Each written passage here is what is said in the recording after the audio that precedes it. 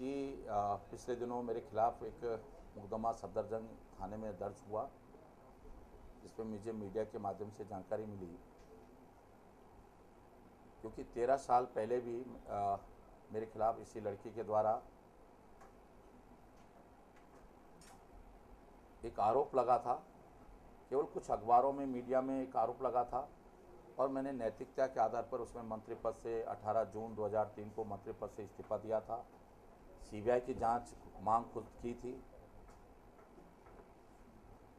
DNA test की मांग खुद की थी और लगभग 1 साल जांच होने के बाद, सीबीआई की पूरी जांच होने के बाद,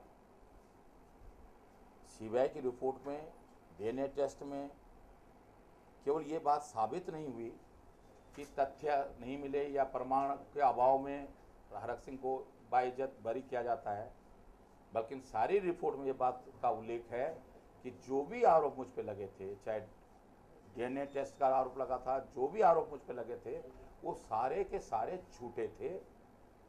इस लड़की पे बोडो उग्रवादी होने का भी आरोप सीबीआई की जांच में उल्लेख हुआ था। मेरे खिलाफ किन लोगों ने साजिश की थी उसका भी उल्लेख एक एनजीओ और एक कुछ अधिकारियों का, कुछ राजनीतिक लोगों का नाम का उल्लेख भी सीबीआई की उस समय की रिपोर्ट में सीबीआई ने उस समय इशारा किया था कि मेरे खिलाफ किन लोगों ने जांच की थी, ये षड्यंत्र किया था। अब अचानक 13 साल बाद उस लड़की को मेरा नंबर दिया जाता है, मेरे घर का पता दिया जाता है। वो लड़की मुझे, मैं आपको दिखा सकता हूँ, वो लड़की मुझको 21 तारीख से लगातार मैसेज कर रही थी। गुड मॉर्निंग, ये 21 तारीख को पहला मैसेज आया कि good morning sir ji, how are you. फिर दूसरा मैसेज आया, can I call you sir, it's urgent please. अब कोई व्यक्ति अगर इस तरह फ़ोन पे मैसेज आएगा, किसी को कैसे मालूम होगा कि ये मैसेज किसी जेंट्स का है, लड़की का है, कौन है, किस मकसद से, क्योंकि इसमें नाम तो लिखा नहीं था। और hello sir, why not pick my phone, I am in Green Park. ये 27/7 का मैसेज है, शाम को 7:34 पे PM पे साई को। ये इससे पहले जो मैसेज था, कैन आई कॉल यू, ये किस तारीख का, ये 11:48 पे था सुबह का। ये आई एम ग्रीन पार्क, ये 8:03 पे ये मैसेज है। Oh my God, where are you, please phone उठा लो। ये 8:07 पर है। ये 29 तारीख को मैसेज आ रहा है मेरे मोबाइल पे, हाय गुड मॉर्निंग। ये 10:57 पे 29 तारीख को मैसेज आ रहा है। फिर 10:57 पे ये 2 फूल बन के मेरे मोबाइल पे ये मैसेज आ रहे हैं। फिर एक ये फूल बनकर फिर ये मैसेज आ रहा है। तो और अचानक ये मेरा पता, मेरा नंबर किसी लड़की को दिया जा रहा है, क्योंकि मेरे राजनीतिक विरोधी जानते थे कि ये लड़की पहले भी आरोप लगा चुकी है। और इसलिए फिर दोबारा से मेरे जिस तरह 18 मार्च के बाद ये राजनीतिक घटनाक्रम उत्तराखंड में हुआ है, उसी घटनाक्रम के ये पुनरावृत्ति है कि जिस तरह उत्तराखंड की सरकार, उसके मुखिया माफिया राज चला रहे हैं। हर उस व्यक्ति की आवाज़ को जो उनके खिलाफ सही बोलना चाहता है, उनके खिलाफ सच्चाई को सामने लाना चाहता है, उसकी आवाज़ को दबाने की कोशिश लगातार उत्तराखंड में हो रही है। और रेखा आर्य जी के पति के खिलाफ मुकदमे दर्ज होते हैं। चैंपियन के खिलाफ एक धर्म विशेष के 10,000 से अधिक लोग हमला करते हैं। प्रदीप बत्रा के खिलाफ मुकदमे दर्ज होते हैं। मेरे खिलाफ पहले जमीन का मुकदमा दर्ज होता है, जब उसमें कुछ नहीं मिला। तराई बीज विकास नियम का मुकदमा दर्ज होता है। भाई, मैं कृषि मंत्री था, बीज मैंने थोड़ी खरीदा। बीज किसानों से लिया जाता है, उसका समर्थन मूल्य होता है, उसमें कोई टेंडर निकाल कर कोई बीज की खरीद नहीं होती है। और जब कुछ नहीं मिला तो इस तरह एक लड़की का प्रयोग करके, उसको मोहरा बना करके, मेरी राजनीतिक छवि को, मेरी तपस्या को, इतने सालों की तपस्या को अगर कोई भंग करने का काम करता है, तो ये मैं सोचता हूँ इससे ज़्यादा घृणित कोई दूसरी चीज़ नहीं हो सकती है। मैं निश्चित रूप से पहले भी मैंने उस लड़के के खिलाफ मानहानि का मुकदमा चलाया था सीबीआई की जांच के बाद में मुझसे सारे लोगों ने एनजीओ ने आकर मुझसे कहा कि भाई एक लड़की का मामला है, उस लड़की ने लोगों के बहकाव में आकर, लोगों के दबाव में आकर आपके खिलाफ ये बात कही है, इसलिए आप माफ़ कर दो।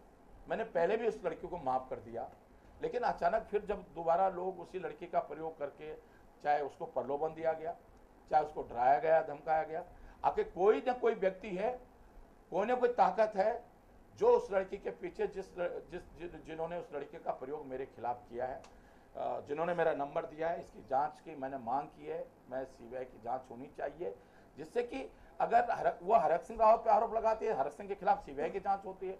वो हरक सिंह रावत पे आरोप लगाती है तो डीएनए टेस्ट होता है। हरक सिंह रावत पे आरोप लगाती है, हरक सिंह रावत मंत्री पद छोड़ता है, हरक सिंह रावत की राजनीति खराब हो जाती है। और आज वो लड़की अगर किसी पे आरोप लगा रही है, हरक सिंह रावत पे आरोप लगाता है, हरक सिंह रावत के खिलाफ मुकदमा दर्ज होता है।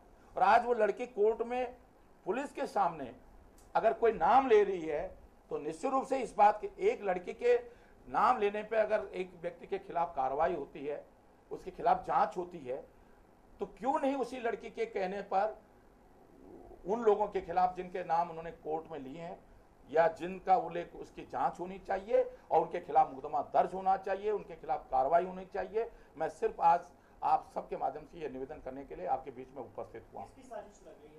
देखिए, क्योंकि मैंने मीडिया के माध्यम से, जो कल उस लड़की ने मीडिया के सामने बयान दिया, जो कल उसने मीडिया ने जो कोर्ट में उसका बयान दिखाया है, जितना निश्चित रूप से, क्योंकि ये साजिश कोई दिल्ली के लोग तो करेंगे नहीं, ये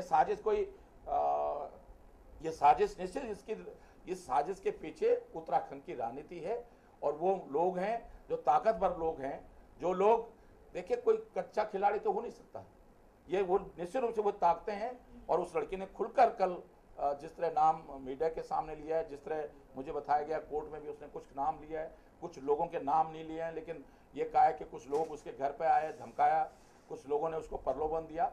तो चाहे वो प्रलोभन में किया गया, चाहे डरा धमका कर किया गया, चाहे जो भी, आखिर कोई किसी न किसी कारण तो किया गया। ऐसा कैसे हो सकता है कि बिना किसी कारण के एक लड़की अचानक 13 साल बाद मुझको मैसेज देना शुरू करती है, नाम भी नहीं लिखती है, अचानक मेरा घर का पता उसको मिल जाता है, अचानक आ जाती है। आखिर ऐसा कैसे हो सकता है? ये निश्चित रूप से बड़ी साजिश है। और जब मुझे कोई, मैं हरीश रावत जी को खुल के चुनौती देना चाहता हूं कि वो उनमें राजनीतिक लड़ाई लड़े ना हरक सिंह रावत के खिलाफ, वो प्रदर्शन कराएं हरक सिंह रावत के खिलाफ, जनता में जाएं। हरक सिंह रावत भी जनता के बीच में जाने के लिए तैयार है। जनता तय करेगी कि तुम ताकतवर हो।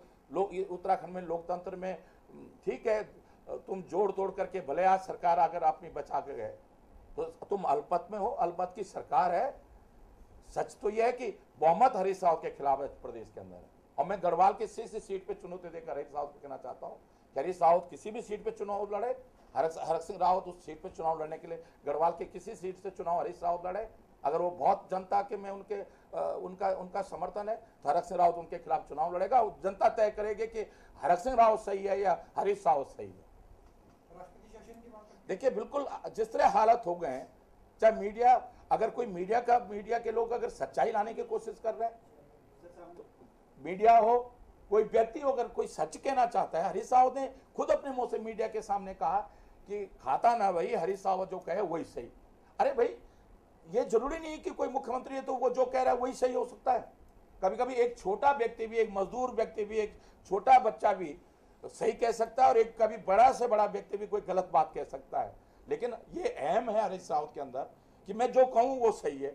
और अगर उसकी भाषा ना बोली जाए, कोई मीडिया का चैनल हो चाहे प्रिंट मीडिया, अगर उसकी भाषा नहीं बोलता है, फिर उसके खिलाफ कार्रवाई की जाती है, उसके विज्ञापन बंद कर दिए जाते हैं, उस पर हमला होता है।